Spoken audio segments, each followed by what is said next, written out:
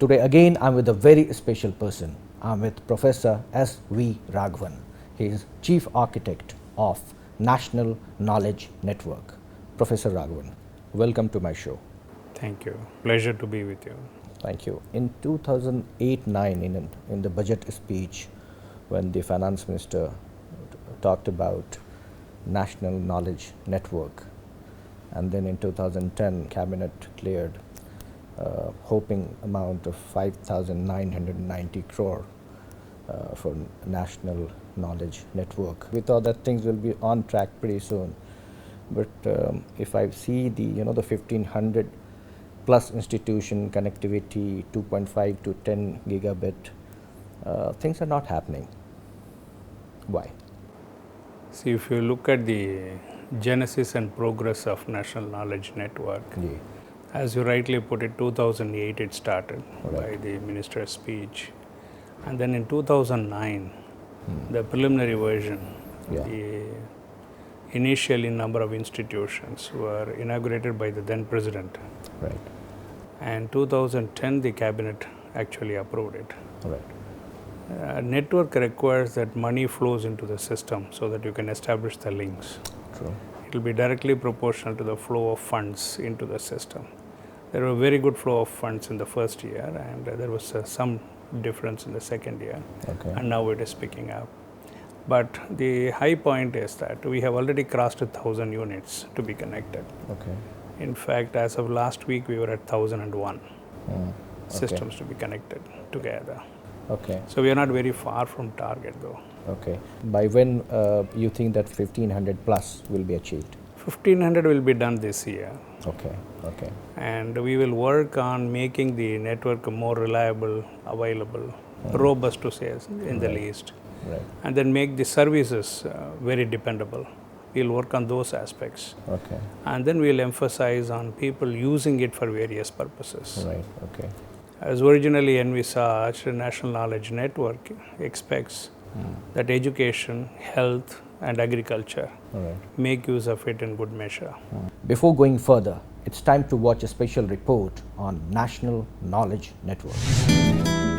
Globally, research and development activities and innovations are increasingly multidisciplinary, collaborative, and require substantial computational power. The key to successful research today demands live consultations, data sharing, and resource sharing. Therefore, in order to optimally utilize the potential of institutions engaged in generation and dissemination of knowledge in various areas, it is important to connect them through a high-speed broadband network. The idea of setting up a national knowledge network first emerged through deliberations between the Office of Principal Scientific Advisor to the Government of India and the National Knowledge Commission. This was followed by extensive discussions with key stakeholders, including experts, potential users, telecom service providers, educational and research institutions, which resulted in the designing of the National Knowledge Network. The National Knowledge Network is a state-of-the-art multi-gigabyte pan-India network for providing a unified high-speed network backbone for all the knowledge-related institutions in the country. The purpose of such a knowledge network goes to the very core of the country's quest for building quality institutions with requisite research facilities and creating a pool of highly trained professionals. The National Knowledge Network will enable scientists, researchers, and students from different backgrounds and diverse geographies to work closely for advancing human development in critical and emerging areas. Bureau Report, Loksabha Television.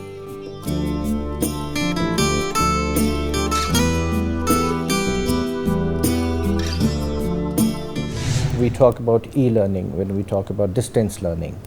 Probably because now you are saying that 1,000 plus connectivity is there, centers are there. But in real sense, when you think that distance education will be reality, particularly in science, engineering, and medical? It is not a distance education. Right. It is actually bringing people together. Right. I would like to highlight two properties of this technology. Please. One is called annihilation of distance. Okay. The death of distance, to say in local parlance. True. The second one is your ability to see remote events almost in a real-time manner. these are reflected by very high bandwidth and very low latency in the network design itself, and that's why NKN is very popular. Okay. It is originally thought of, and it continues to be the best e-science infrastructure. Right. As you know, the entire science and education related to that. When I say science, it covers engineering, technology, all sorts of. True.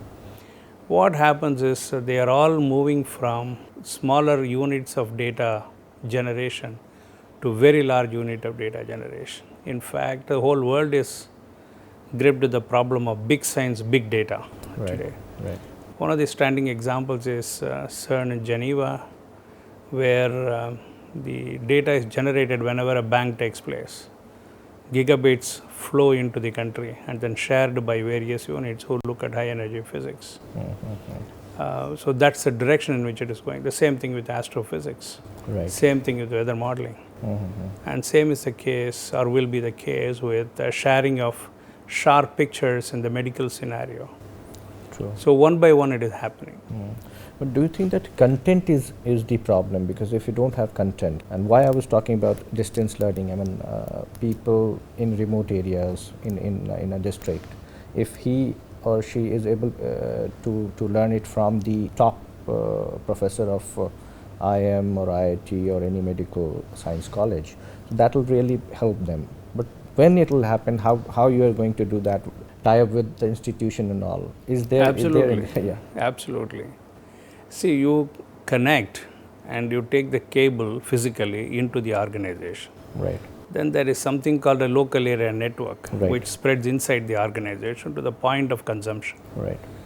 For example, if you take a typical university or IIT or IIM, there are about 100 to 150 classrooms. Yes. And there are classes taking place from 8 in the morning till about 2, 3 in the afternoon. True. That much of knowledge is generated on a daily basis. True. It has to be shared. But there are academic administrative decisions that are to be taken for people to share lectures. True. In the interim, what is happening is, what we observed was that in the 2009-10 time frame, let me tell you more about 2009, where we started with this experiment. IITs were starting, new IITs and mentoring them. For example, IIT Madras, where I come from, was mentoring Hyderabad. Teachers used to travel on a daily basis to teach there and come back and so on. It was a lot of strain on them. But as soon as NKN came in place, they used to teach from IIT Madras directly to Hyderabad. True. Of course, nothing like showing your face once in a way. If you take 10 classes online, you just show once and then clear doubts. So that they know this teacher is for real, and then they continue. That was first experience. Second one is, we have what are called model projects. One of them is aimed towards medical community, championed by AIMS. And what they do is to see how it is applicable to medical science teaching and sharing. Because there is an acute shortage of faculty across the system, in all systems. True. So they would like to share. What they are experimenting is, what are the courses that they teach in the normal MBBS curriculum that are amenable to using this technology? Right. And when technology comes in and you try to teach through technology, there is an automatic change of pedagogy. Like you and I are talking to each other face to face. I see your face, your reaction, your eye movement, body language, and so on. True. If you are remotely located, then I will be seeing at you and also at a camera, which takes me to you. True. And there will be a slight distance between the two. And the eye starts darting like this. So that people should get used to as to how you have it in front of you, the technology, which enables you to talk to distant audience and also at the same time interact. That leads us to what is called immersive interaction, for which full technology is not yet available. In fact, we have initiated some projects on how to stitch the images that come out of multiple cameras. So that if this classroom is in one part of the country, this is in another part of the country, as a teacher I see it as a single classroom at my end. Okay. And when somebody raises a hand to ask questions, right? So these technologies are not yet that readily available. Okay. Stitching and making it available. We do research also on that. So I think on an ongoing basis, the changes will take place. This is what has been happening in 2010 and 2011. Last year, what we saw was people like ICER Indian Institute of Science Education and Research, they were sharing classrooms across ICERs. It required an internal decision to say that the course, which is distributed by faculty who are distributed at various places, they teach it together. Say a course on mathematics, very advanced mathematics. Part of it is taught in Bombay, part of it in Trivandrum, part of it in Chandigarh, Mohali, and so on. The student is also distributed, but they get a collective whole. Okay. So that's the way things have, the second step had been taken. Okay. The one that you are asking, that anybody accessing any course, joining into the class and come, that I think will be another year or two, people will get to that stage of acceptance of this technology, and it becomes natural over a period of time. Right. But I see one problem, you know, as we were talking about LAN, local area network. If I see the local area network and their bandwidth and all, I see there is a huge problem as far as last mile broadband connectivity is concerned. So do you think that if you do not have that kind of facilities, then this kind of virtual classes and all, there is no significance? Rajiv, you are very young compared to me. Have you ever run a marathon race? Not all of them run at the same speed. Okay. But then they all complete. Okay. The 27, most of them complete the 27 kilometers or whatever. Okay. This is a marathon race. Yeah. So you're saying that we will have to see, and then the last mile, the private players to are put also it simply, ho jayega, koi dikkat nahi hai. That's what I hear all around. Yeah. So you think that the government of India should be more aggressive on that, providing last mile connectivity? In fact, they are doing it. Okay. You know, there are many companion programs. Okay. What I told you is just one program, National Knowledge Network. There is another program called National Mission on Education through ICT, Okay. which was started a little earlier by the Ministry of Human Resources Development. Okay. That focused more on content and on connections to universities and colleges of a mild variety. And also they focused on providing LANs inside. Somebody has to provide the LANs for those who don't have it already. Okay. Some big universities have it, several universities may or may not have it. So they do that.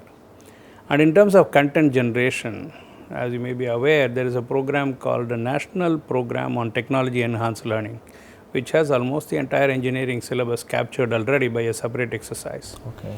They are all available on NKN. They can be seen, used, etc. Right. And the third program is the National Optical Fiber Network, which takes the fiber from block to panchayats. Right. And then on, I guess it will be distributed by wireless technologies and so on. And the fourth one, again by MHRD, is Direct to Home program, which talks about multiple channels. Since you are from TV industry, if you don't laugh, I will tell you that project talks about 1,000 channels, not one or two. And the pilot runs with 50 channels. Okay. And these 50 channels are going to be supported by 150 teaching ends. Okay. Each 3 of them feeding into one channel at a time. And scheduling itself is a huge problem. True. Scheduling itself is a huge problem. It's a research problem. People are working on it. They'll come up with a scheduler and it will be converted to a program, and it has to be brought to a level where it is available on the web and you click and start. Okay. To that extent, it has to be automatic. Okay. Because managing that largeness is a serious exercise. It's using 2 transponders in the G series. So these are simultaneously happening. That to address the last mile so that you can use the routine television as a reception, and also at home or in community or colleges or whatever. And the other one talks about funding local area networks inside institutions. And also we have to specifically talk to people concerned and encourage them to make these bandwidths available to the last point inside the organization. It's time to go for a very short break. Please stay tuned. Participation from private sector is possible. What these projects are doing is laying the foundation. Right. So on that, I think people can do a lot of models. Do you think that the other telecom company, they can also use these kind of facilities? It will provide for reaching up to panchayats in a non-discriminatory manner by anybody. They can join anywhere and then leave anywhere. Speed of rollout of this project. somewhere I feel that things are not on track. The fund flow dictates the links that you can establish.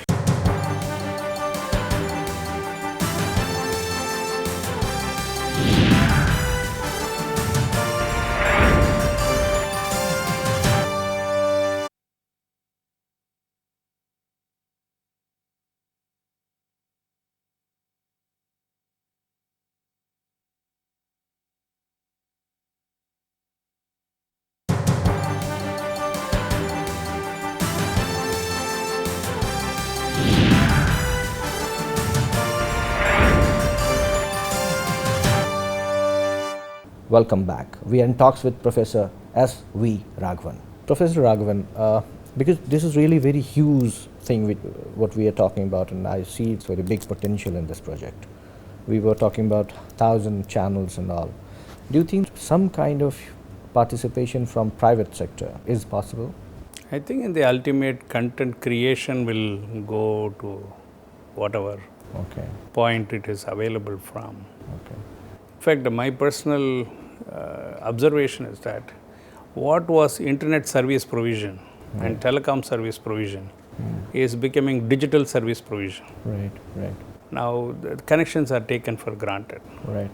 What these projects are doing is laying the foundation.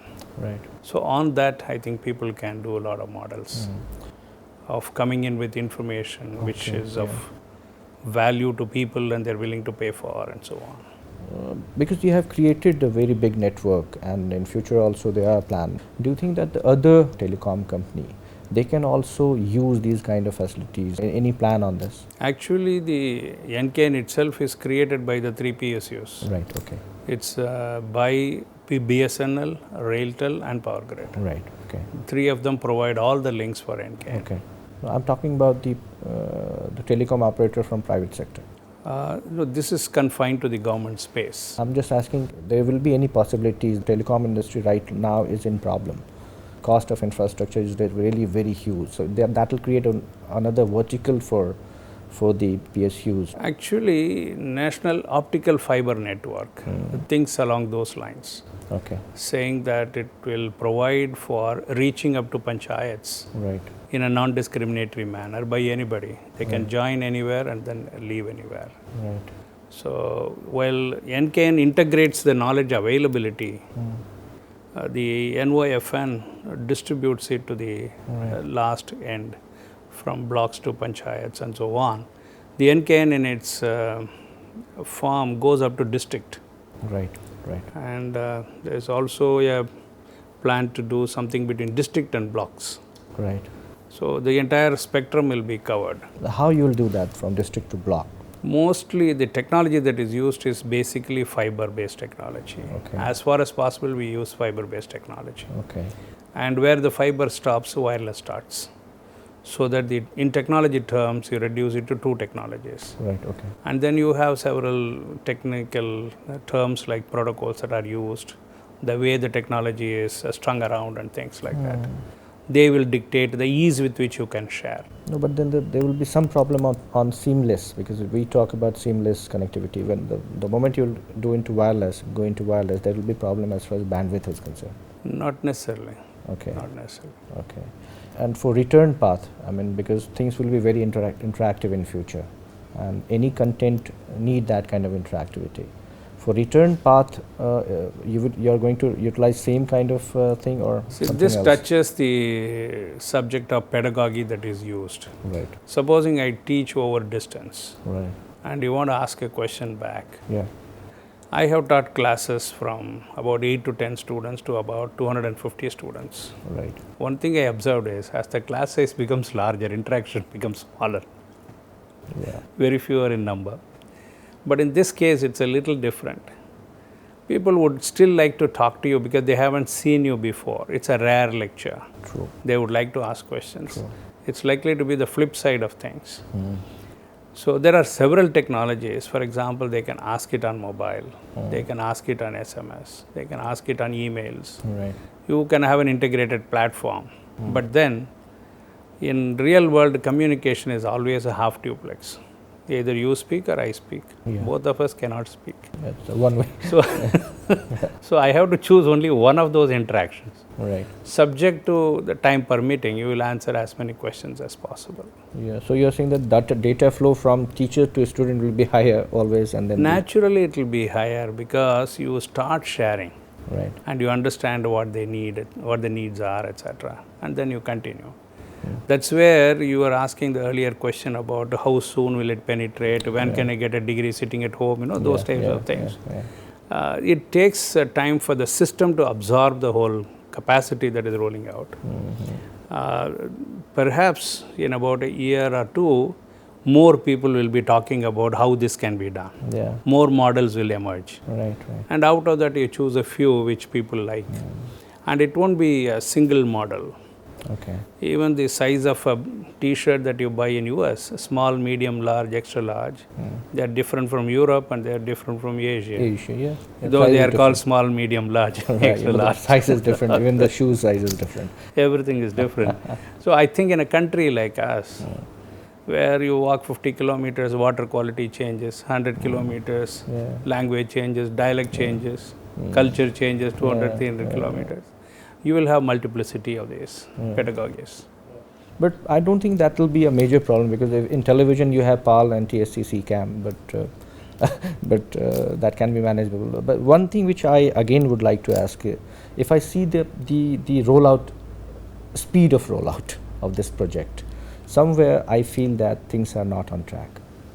I don't know where you get that impression though. But because 2008 to 2009, the project was approved in 2010 March by the cabinet. March, and then the 2010 fund was allocated. to now, which is about 3 years, in which the fund flow dictates the links that you can establish. 100 crore was allocated in 2008, 2009. This is a 6,000 crore project. Yeah, true. But of which bulk of it is supposed to come in the first couple of years to connect. That is spread in 10 years, I guess.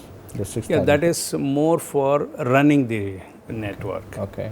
First 2.5 years, it's supposed to be completely established. Right. Because there are a lot of things beyond the connection. The integration of what is euphemistically called as, or I should say universally called as IP address, and their usage in various systems that come together is a tricky problem. Plus, we have to worry about service continuity across systems. True. And it's a revelation for even the users. True. And it takes time for people to absorb that such technologies are possible. Because there were people who are asking, is gigabit required, or what can we do with it? How can you really give, and so on in the beginning. Now it is taken for granted. True, that's very true. We were talking about e-governance, and from last 10-15 years we are talking about e-governance. Now you are saying that infrastructure, as far as backbone is concerned, more or less we have connected almost major districts are connected. But when I see the in real sense, larger number of video conferencing between two government organizations, larger number of data sharing between different ministries, that is not happening. File, paper, it's lots of things are there. When e-governance will be the reality?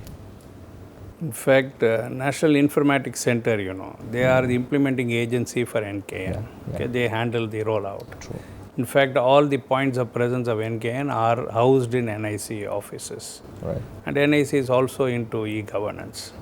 NIC-NET is migrated onto and integrated with NKN completely. So are many other networks. There used to be something called ERNet earlier, which got integrated. There used to be something called Garuda by CDAC. It got integrated. True. Everybody is integrating. Right. And also every institution is integrating, like Department of Atomic Energy is integrating, CSIR is integrating. So people see the benefit of integrating into a larger flow. See, there are, NKN does very simple things: enable, encourage, empower, and enrich. Okay. Nothing else. And when you do this, the nation behaves differently. True. People see the opportunities. I'll tell you a simple example. There is something called the beamline usage, where the beamline is available in France, Grenoble in France. The scientist sitting in Bombay access it remotely using NKN, where one scientist had to travel for 3 weeks to get something done. They use it sitting in Bombay, a whole team sees it. And they can also share their screen with many others, as you know. Right. True. So the way the understanding is spreading is very different now. Right. Same with weather, same with astrophysics, the largeness that is happening. Okay. But if I see the MOU between NKN and other international service providers, only one institution you have one understanding. But in America or in other part of the world, in Australia, I see there that is also required. Is anything in the pipeline? See, NKN is already connected by a very large bandwidth to Geneva, Okay. CERN Geneva. Oh, And it is also a convergent point of all networks of the world. okay. So through them they come today. Right. We will also extend our arm into New York, Amsterdam and Singapore, which happen to be what is referred to as carrier hotels, Okay. so that they can join right there. Right. Those are already in progress. Okay. If I talk about this sector, the ICE sector and the infrastructure and all, I want that you should say something for the young people who's +2 and after +2 he want or she want to go for any other kind of training, what kind of professional training they should get. Do you think that this sector is having very good potential? See, the entire ICT technology, information and communication technology, is becoming a baseline technology for everything. Right. From sensor to supercomputers, everything is there. Right. And it all depends on individuals' imagination as to what they want to do. Okay. In fact, we have a tagline, educated nation is a creative nation. True. True. And a healthy nation is a productive nation. True. True. And agricultural productivity results in a satisfied nation. Right. We have taglines like that. So what happens in the case of ICT technology, it provides you an opportunity to listen to many lectures when you are young. And it gives you an opportunity to choose, hopefully. Right. As we go along, many institutions will open up their courses and then say, Okay. be my guest. I mean, it's a guess at this point. Right. I'm sure maybe 2 years down the line, when things become stable and academic administration's life depends on it, they will take different decisions Okay. about making certification processes available nationwide or even internationally. It's quite possible. Right. If you look at what education was 10 years ago, 15 years ago, and what it is now, the way it is perceived, Yeah. they are quite different. Professor Raghavan, it was really nice talking to you. Thank you very much. In our next episode, we will again come back with a special person. Keep watching Loksabha television.